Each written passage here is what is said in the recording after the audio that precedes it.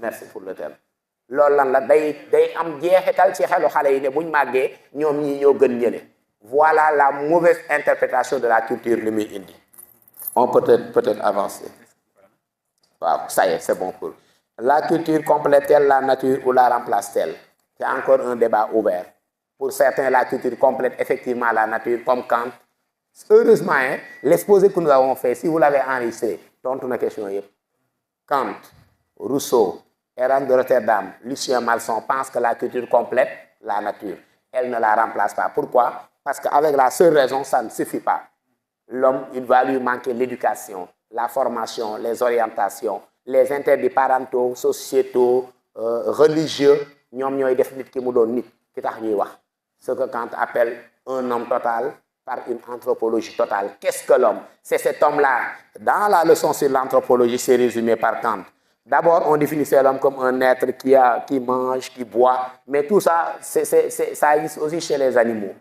On insiste pour dire, dans la vraie anthropologie, il faut parler de l'homme en tant que possédant une raison. Mais quand on est le doyut, même si vous possédez la raison, on va regarder les comportements observables doyens, les enseignants de l'élémentaire. Les comportements observables. Ce n'est pas parce que vous mangez, buvez comme tout le monde, ce n'est pas parce que vous détenez une raison que c'est suffisant. Il va falloir qu'on vous observe, vous comporter parmi les siens. L'homme qui sait vivre avec les autres, en harmonie, en paix, c'est cet homme-là qui est l'homme idéal.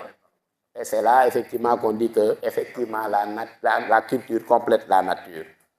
Selon Rousseau, quelque part, la culture a dénaturé, on y revient. Selon Rousseau, c'est parce qu'il y a une jalousie, concurrence, méchanceté, haine, que finalement, la culture est venue avec un apport négatif, une enfreinte à la liberté de l'homme. Être libre consiste-t-il à faire tout ce que l'on veut? On l'a déjà dit, franchement, c'est des questions qui se recoupent.